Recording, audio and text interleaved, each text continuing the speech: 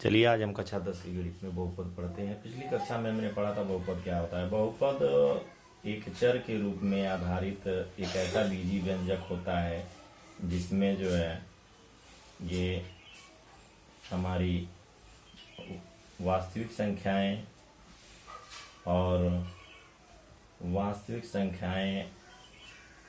और बीजीय चर शामिल होते हैं। ये प्रकार का व्यंजक जो होता है यह एक बहुपद है। यह एक बहुपद है जहाँ P बहुपद यक्ष चर के रूप में है तथा A0 A1 ये जो है an तक ये वास्तविक संख्याएं हैं। यानी कि बहुपद क्या होता है। बहुपद बीजी व्यंजकों का एक ऐसा व्यवस्था होता है जहां पर चरों के जो घात होते हैं, चरों के घात, यहाँ पे कुछ कंडीशंस है कि चरों के घात इनके जो है धनात्मक होने चाहिए। चरों के घात पॉजिटिव हों, पूर्णांक हों, तो ऐसे बीजी व्यंजक बहुपद होंगे। चरों का जो है दूसरा जो है चरों के गुणांक वास्तविक होते हैं। चरों के गुणांक होंगे, चरों के गुणांक कोएफिशिएंट ऑफ वेरिएबल गुणांक होते हैं, गुणांक होते हैं। पूर्णांक या भिन्नात्मक कोई भी हो सकते हैं। अब बहुपद की घात की बात करते हैं। ये पीछे की कक्षा में मैंने पढ़ा था डिग्रीज ऑफ पॉलिनोमियल, बहुपद की घात। तो बहुपद की सबसे बड़ी बहुपद जो भी px या py जो भी वेरिएबल हो, p बने पॉलिनोमियल, p से पॉलिनोमियल रिप्रेजेंट तो px की उच्चतम घात, सबसे बड़ी घात जो होती है बहुपद की घात कहलाती है। उच्चतम घात जो है बहुपद की घात कही जाती है। उच्चतम घात बहुपद की घात कही जाती है। उच्चतम घात बहुपद की घात होती है। अब उदाहरण के तौर पे इसको हम समझते हैं कि उदाहरण के तौर पे हमारे पास होती है। उदाहरण के तौर पे एक समझने का प्रयास करते हैं। जैसे यहाँ एग्जाम्पल के तौर पर समझें कि ये हमारे पास एक व्यंजक है, एक बीजी व्यंजक या बहुपद कह लें कि है 2x + 3। यहाँ यक्स एग्जाम्पल 1 है, यहाँ यक्स की घात 1 है, अतः बहुपद की घात 1। यहाँ बहुपद की घात 1 हुई, बहुपद की घात बराबर 1 है। एक और समझते हैं, एक एग्जाम्पल कि यह जो हमारे पास है कि px एक बहुपद हमारे पास है जहां लिखा है x² + 5x + 4। यहाँ जो है यक्ष की यहाँ यक्ष की उच्चतम घात यानी सबसे बड़ी घात, देखिए 2x है, 1x है, यहाँ 1x है, यहाँ 2 घात है, 1 घात है, तो उच्चतम घात हमारी क्या होगी, x की उच्चतम घात बराबर 2। अतः हमारा जो बहुपद घात हुआ था बहुपद की घात बराबर 2। अब घात के आधार पर बहुपद के प्रकार बात करते हैं। बहुपद के प्रकार क्या होते हैं। प्रकार घातों के आधार पर जो बहुपद होते हैं, घातों के आधार पर जो बहुपद होते हैं, ये पहला होते हैं रैखिक बहुपद। देखिए बहुत आसान सा नाम पर विच्छेदन करें तो रैखिक यानी इसमें एक ही रेखा होती है, यानी इसमें बीच में कोई चिन्ह नहीं होता। ऐसी बीजी व्यंजक है बीच में कोई चिन्ह ही नहीं होता है, एक ही रेखा में रैखिक बहुपद होता है। रैखिक बहुपद इसकी घात 1 होती है, इसकी जो घात होती है रैखिक बहुपद की, इसकी घात अधिकतम जो घात होती है घात बराबर 1। अब इसका उदाहरण जरा देखते हैं। उदाहरण एक, जैसे हमने ऊपर लिखा, कहीं भी ये लिखा कि यक्स कुछ भी हो 3x + 5 है, ये हमारा एक हो गया। अब दूसरा एक लिख लेते हैं, जैसे px माने यक्स चर के रूप में हमारा जो बहुपद है ये हो गया कि y + 9। तो इसके जो है एक ही हल होंगे, इनका घात का अधिकतम घात 1 है, इसलिए इसके एक ही हल होंगे, इसलिए इसको रैखिक बहुपद कहेंगे। ऐसे सभी बहुपद जिनका हल मान 1 हो उन्हें रैखिक बहुपद कहा जाता है। तो ये हमारा रैखिक बहुपद 1 हो गया। अब रैखिक बहुपद 1 के बाद हम आते हैं द्विघात बहुपद। दूसरा जो हमारा होता है, दूसरा ये होता है द्विघात बहुपद। द्विघात बहुपद, द्विघात बहुपद, यहां अधिकतम घात, अधिकतम चर घात बराबर 2। अब इसको उदाहरण द्वारा समझते हैं। जैसे ये हमारे पास एक बहुपद है py बराबर y² - 9। अब यहां अधिकतम घात क्या है, यहां अधिकतम घात ये हमारी अधिकतम घात है। यहां अधिकतम चर घात जो है, अधिकतम चर घात बराबर 2। अतः जो बहुपद घात है, अतः बहुपद घात क्या हो गई, बहुपद घात बराबर 2। तीसरा जो हमारे प्रकार का है कि द्विघात बहुपद हो गई ये। अब तीसरा जो हमारे पास त्रिघात बहुपद। त्रिघात बहुपद मतलब बहुपद का जो अधिकतम घात होगा वो 3 घात होगा। इसको एक उदाहरण समझ सकते हैं कि अधिकतम घात, यहां अधिकतम घात, यहां अधिकतम घात बराबर 3। अब इसको एक उदाहरण द्वारा समझते हैं। एग्जाम्पल देखते हैं कि हमारे पास ax³ + 7x² + 5x + 9। यहां x की उच्चतम घात बराबर 3। अतः यह त्रिघात बहुपद है। अतः यह त्रिघात बहुपद है। अब आगे बात करते हैं हम। देखिए बहुपद के शून्यक तथा हल। बहुपद के शून्यक या इसको हल कह सकते हैं, बहुपद के शून्यक या हल।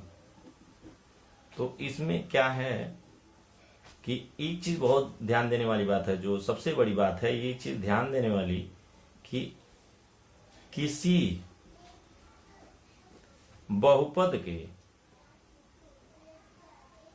बहुपद का जो घात होगा उस बहुपद के उतने हल।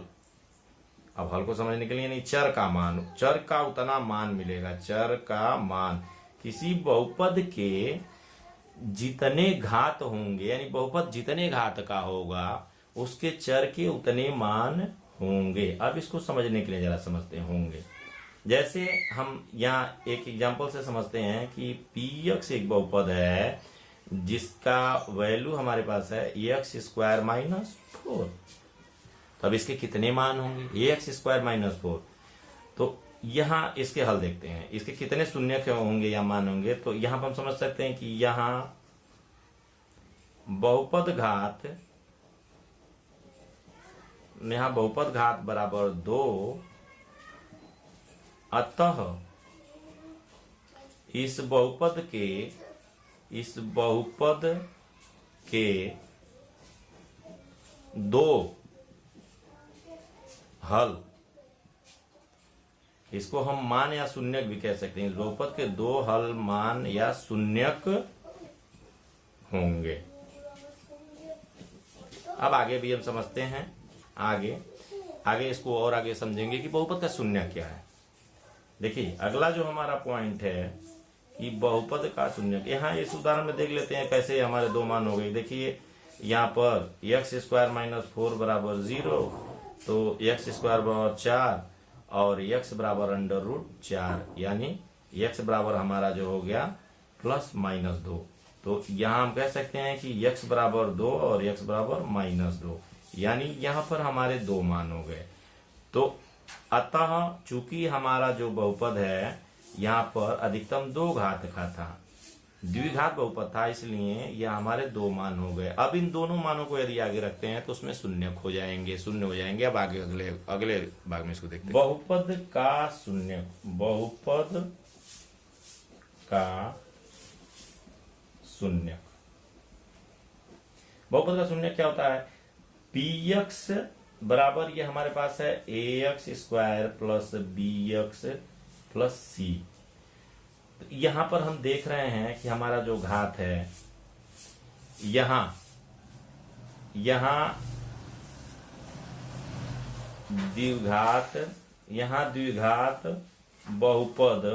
द्विघात बहुपद समीकरण में यदि x बराबर k रखने पर px बराबर 0 हो तो कंडीशन में इस अवस्था में जो होगा कि pk बराबर 0, अतः कह सकते हैं अतः x बराबर k बहुपद का एक हल होगा। बहुपद x बराबर k बहुपद का एक हल होगा।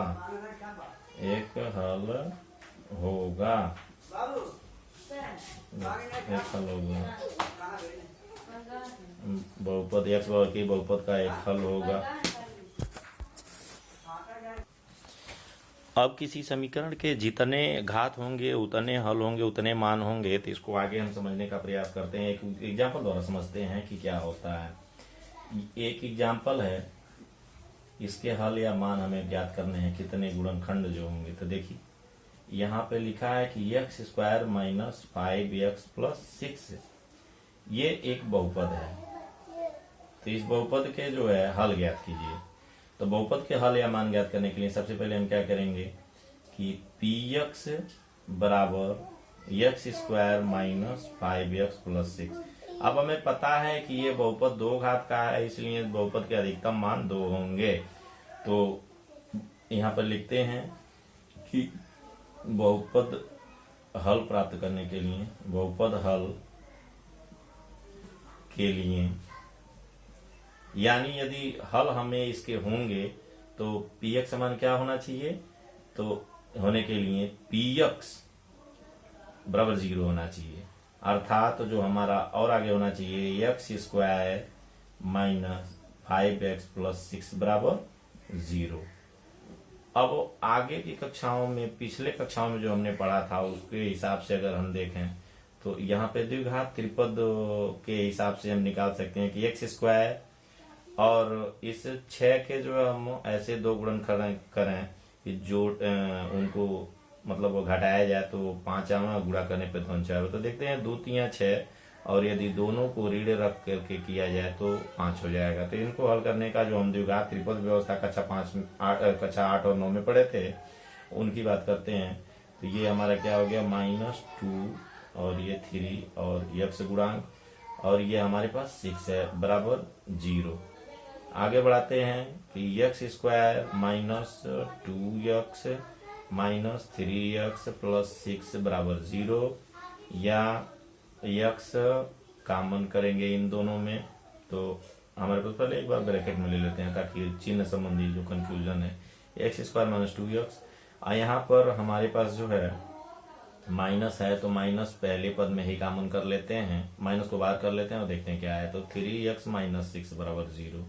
अब ब्रैकेट में ले लिया ताकि चिन्ह संबंधी समस्या हमको ना हो, भ्रम ना बने। तो अब दोनों में कॉमन क्या है, उभयनिष्ठ दोनों में गुणनखंड, तो x दोनों में शामिल है, निकल सकता है। तो x - 2 और यहाँ पर माइनस ऑलरेडी हमने ले रखा है, 3 कॉमन हो सकती है दोनों में, तो 3 हमने लिया, तो 3 कॉमन ले लिया तो बचा हमारे x - 2 बराबर 0। अब यहाँ पर देखते हैं कि x - 2 ये पूरा ब्रैकेट ही कॉमन होते हैं, x - 2 कॉमन हो गया तो ये बचा x और ये बचा -3, यानी x और ये -3 बराबर 0।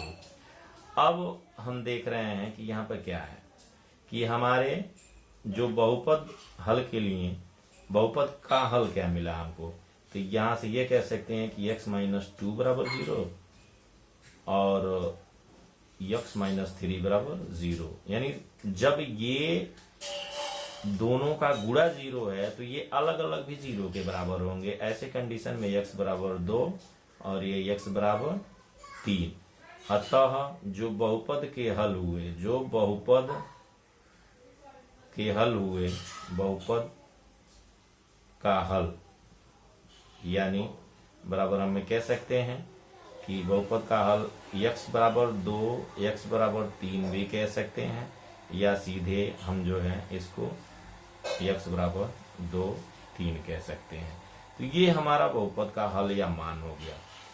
अब इसको यदि हम रखें, इसका जांच करें तो इसको रखें, तो ये हमारा जो होगा px से 0 हो जाएगा इस मान पे कि हल है कि नहीं। इसका जरा जांच करते हैं, एक जांच कर लेते हैं कि ये हल है कि नहीं। तो जांच, हल है कि नहीं इसकी जांच कर लेते हैं, हल जांच। तो px बराबर x² - 5x + 6। तो हम 2 पर जांच करते हैं, तो ये आपको करना नहीं है, ये आपके सत्यापन के लिए कि हल है कि नहीं देखने के लिए कर रहे हैं। तो p2 यहाँ रख दिए, तो 2 का स्क्वायर - 5 × 2 और +6, यहाँ 4 - 10 + 6, यानी जो हमारे पास है 10 - 10 बराबर 0। अतः हम कह सकते हैं, अतः ये प्रमाणित होता है, यतः 2 जो है px का एक हल है। तो ये हम ऐसे px के हल ज्ञात करते हैं। आगे के वीडियो में, अगले वीडियो में हम और आगे इसको बढ़ाएंगे। तब तक के लिए आप लोग घर पर सुरक्षित रहिए।